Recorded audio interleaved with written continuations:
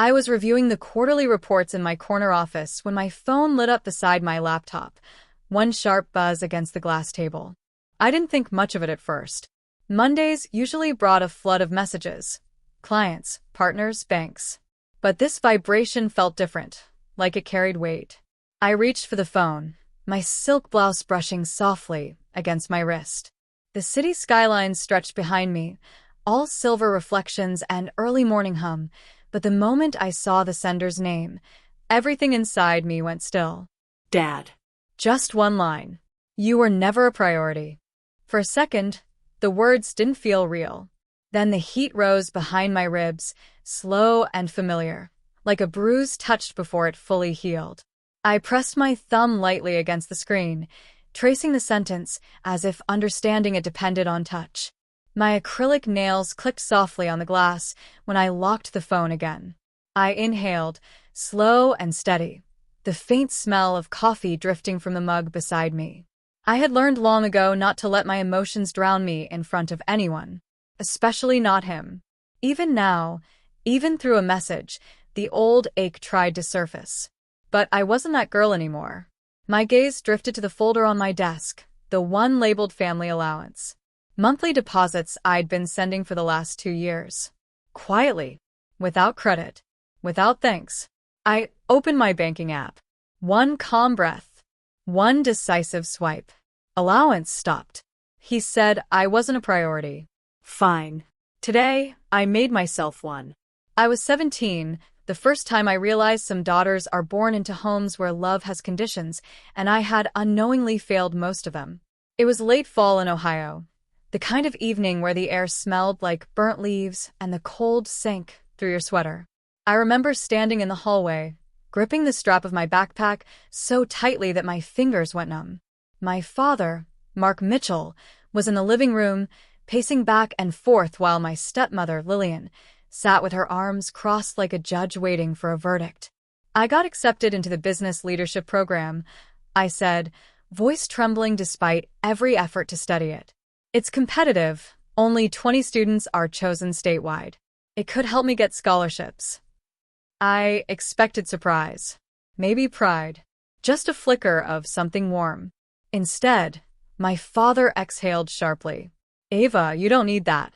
You're not built for that world. Focus on something realistic. Lillian chimed in, smirking like she knew the limit of my worth better than I did. Exactly. You're barely keeping up in school. Why waste time pretending you're some CEO? The words hit harder than they should have. Maybe because they weren't new. Every dream I'd ever voiced had been met with a reminder of who they thought I was, and who they insisted I'd never be. My throat tightened. I can do it. I know I can. My father shook his head. We're not paying for any extra programs. And frankly, if you keep chasing these pointless ideas, don't expect us to clean up the mess. Something inside me cracked then, not loudly, not visibly, but silently, in a way only I could feel. A quiet collapse. I turned away so they wouldn't see the tears forming. My hands shook as I walked to my room. On my desk sat an old silver bracelet, my grandmother's. She had given it to me when I was 10, right before she passed, telling me, "Sweetheart, you'll grow beyond this house someday. Don't let anyone shrink you." Her voice echoed like a warm blanket around my breaking heart. That night, I packed the bracelet into my backpack along with the acceptance letter. I didn't know exactly where I would go or how I would survive, but I knew one thing clearly. If I stayed, I'd never become anything more than the small version of myself they preferred. So before dawn, with my hands still trembling but my decision solid, I stepped outside. The air was cold, sharp, almost cleansing. I closed the door behind me, and for the first time, I walked toward a life that depended entirely on me. I didn't know it at the time, but that cold morning in Ohio marked the beginning of a life I would build brick by brick, entirely on my own terms. New York City was overwhelming at first. Crowds pressed against me on the subway, office lights burned too bright, and the air always smelled faintly of coffee and ambition. I rented a tiny studio apartment in Queens, where the faucet dripped and the heat barely worked, but it was mine. Every inch of it whispered independence. My first mentor appeared almost by accident. Her name was Margaret Hayes, a senior executive at a boutique marketing firm. She spotted me, nervous, portfolio clutched against my chest, during a small internship interview. Something about my persistence, or maybe the sharpness behind my quiet voice, made her call me back for coffee. "You remind me of myself when I was your age," she said, tapping the table lightly. "You'll either sink or soar, Ava. Choose carefully." She became my guide. With her support, I learned to navigate office politics, pitch clients, and negotiate deals. But every step forward was paired with late nights and self-doubt. There were times I cried in my apartment, staring at bills I couldn't pay, wondering if I had made the biggest mistake of my life by leaving home. Then came the first breakthrough. A small client, barely recognizable to anyone but me, trusted me with their brand relaunch. I stayed up nights editing proposals, testing social media strategies, learning analytics. When the first check came, it was more than a paycheck. It was proof that I could survive, thrive, and even excel without anyone's approval. Each small win felt monumental. My first major client, a boutique hotel chain, agreeing to a 6-month contract, the first time I signed a payroll check for myself, opening a separate savings account labeled Ava's Empire, a quiet rebellion I didn't even share with friends. I was growing, learning, and slowly building my financial independence, all while posting only minimal updates to social media, vague travel photos, generic work snapshots. My family assumed I was still scraping by, just as they always had. And with each passing month, the knowledge that I could fund myself, and eventually them if I chose, fueled a quiet, fierce pride inside me. It wasn't about revenge, not yet. It was about proving, primarily to myself, that I mattered, that my life wasn't dictated by anyone else's approval. By the time I turned 24, I had enough savings to invest in my first property, a modest downtown office that I painted, furnished, and filled with reminders of the woman I was becoming. Every framed photo, every plant, every notebook on the shelf was a testament to nights I stayed up alone, figuring out how to build a world from scratch. I had created a hidden empire. And the people who once dismissed me? They had no idea the power I quietly held. It was a crisp Saturday morning when they showed up. My father, Mark Mitchell, and my stepmother, Lillian, standing awkwardly in the lobby of my downtown office building, clearly expecting something else. I could see it in their eyes. The subtle downward tilt of the head, the hesitation, the unspoken assumption that I was still struggling, still a little girl in over her head. I met them in the reception area. "Ava," my father's voice wavered, betraying a nervousness I hadn't heard in years. Lillian's lips were pressed tight, her arms crossed as if she could hold herself together while absorbing what she didn't yet know. "Welcome," I said, smiling faintly, letting the calmness in my tone fill the space. "I'm glad you could make it." They followed me into my office, and the silence became thick. The floor-to-ceiling windows revealed a city skyline that stretched endlessly. Sunlight caught the edges of the abstract art I had collected over the years. One piece from a local gallery, another from a small auction I'd bid on at 22. My desk, a sleek mahogany piece, had a single framed photo of my grandmother and the silver bracelet she had left me, still shining on my wrist. Every detail was intentional, a subtle narrative of control, vision, and independence. "Is this yours?" Lillian asked, her voice tighter than usual, eyes flicking toward the awards and certificates lining the wall. "Yes," I replied smoothly. "All of it. The company, the office, the projects, the clients. I've built everything myself." Their expressions froze. My father's jaw tightened, his usual confident posture replaced by an almost sheepish stillness. He swallowed, as if the words lodged somewhere near his throat.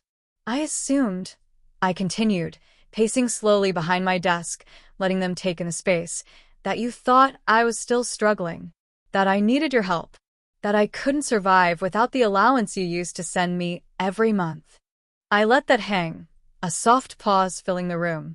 My father opened his mouth, closed it. No words came. "And yet," I said, holding up my phone, For the last 2 years, I've been the one funding part of your lifestyle. The allowance? It stopped last month. You weren't a priority, I emphasized, my voice calm, unwavering. So, I made myself one. Lillian blinked rapidly, her hand trembling slightly as it hovered near her bag. Ava. You don't have to say anything. I cut in gently. You just need to understand that the girl you dismissed, the one you underestimated, is standing right here. The one you told she'd never amount to anything? That's me. And yes, I am proud of that. They looked around again, taking it all in, the contracts neatly stacked, the impressive client letters, the modern office with personal touches. Their disbelief was palpable, their shock undeniable. For the first time, I saw a hint of the guilt I had carried silently all these years mirrored in their expressions. I leaned back in my chair, fingers resting on the silver bracelet. Everything you assumed about me? Wrong. And every decision I made for myself, every sleepless night, every challenge I faced without your support? That's how I became this woman. I let it sink in. Let them absorb the truth. The silence was deafening. I didn't need to yell, didn't need to argue. My life, my success, my independence, it spoke louder than anything I could have said. The room was quiet for a moment, the kind of silence that doesn't beg for attention, but demands it. I leaned forward, resting my elbows lightly on my desk, my eyes meeting theirs with a calm clarity I hadn't possessed at 17. The girl they once dismissed had grown into a woman who knew her value, and now they would have to respect it. I'm willing to help, I said slowly, each word measured. But under certain conditions. Mark swallowed hard, his eyes flicking away. Lillian shifted, clearly unprepared for this conversation. First, I continued, you will stop belittling yourselves and each other. No more guilt trips, no more passive-aggressive comments, no undermining anyone's choices. You will respect boundaries. If you can't, then this stops immediately. Lillian's lips parted, as if to argue, but I held up a hand. Second, you need to pursue your own paths. Dad, you've been living in a cycle of work that doesn't inspire you. Find something meaningful, something you can be proud of. Step away from the illusion of control that comes from others' money. I let that sit before moving to the next point. Step, your role isn't to manipulate or dictate my life. I've learned my worth. You will not touch the allowance, interfere with my decisions, or make demands based on past assumptions. If you can respect that, then you can remain a part of my life. I could see their confusion morphing slowly into shame, then a cautious willingness to listen. It wasn't enough to just say the words. I needed them to understand the underlying principle. If they wanted connection with me, they needed to step up as people, not just parents. And finally, I said, my voice softening but firm, any help I provide will not be unconditional. It will be tied to growth. You need to prove that you are capable of learning, of evolving, of becoming better versions of yourselves. This is your chance to change. I am not your crutch anymore. I am your mirror. My father swallowed again, but this time his eyes were different. There was a spark of realization. Maybe he had underestimated me. Maybe he had been wrong for years. Lillian's hand twitched nervously at her side. I let her see the calm in my gaze, a mixture of compassion and resolve. I was giving them a chance, but the power had shifted. The girl who once followed their rules was gone. The woman they faced now wrote her own rules. I leaned back in my chair, fingers resting on the silver bracelet from my grandmother, the one that had guided me through every lonely night of struggle. I realized that control wasn't about revenge. It was about clarity, boundaries, and empowerment. For the first time in years, I felt the balance tip. The responsibility I carried had always been mine, and now they would finally see it. My terms weren't cruel. They were just the truth. And in truth, I was unstoppable. Weeks passed after that confrontation, and slowly, almost imperceptibly at first, change began to take root. My father started taking evening classes online, exploring a career in sustainable real estate, something he'd always been curious about but had never pursued. Lillian joined a community art collective, discovering her talent for painting that had been buried under years of manipulation and control. They were awkward at first, fumbling through this new version of themselves, but they were trying. And I watched. Not with the anxious hope of a girl seeking approval, but with the quiet satisfaction of a woman who had created her own life. I realized that the real gift I had given them wasn't money or comfort. It was the freedom to become better versions of themselves. But just as importantly, it was the freedom I had given myself. The freedom to prioritize my life, my goals, and my happiness without guilt. Late one evening, I sat in my office, the skyline glowing gold against the darkening city. My fingers brushed the silver bracelet on my wrist, the one my grandmother had given me all those years ago. It was more than jewelry now. It was a symbol of resilience, courage, and the woman I had become. Every struggle, every sleepless night, every tear I had shed alone had led me to this moment. I smiled quietly to myself, remembering the girl who had packed her bag in the dead of night and walked out of a house that no longer supported her. She would barely recognize me now, but in a way, I owed her everything. My phone buzzed with a message from my father. "Thank you, Ava, for everything." I didn't reply immediately. I didn't need to. The acknowledgement wasn't about proving them wrong. It was about the truth I had already lived. And in that silence, I felt it. The clarity of knowing my worth, the power of prioritizing myself, and the grace of having done so without losing my humanity. I leaned back in my chair, the city lights reflecting in the glass, and whispered to myself, if being their daughter wasn't a priority, then being my own woman became mine. It wasn't revenge. It wasn't cruelty. It was growth. It was love. But most of all, it was me, whole, unapologetic, and unstoppable.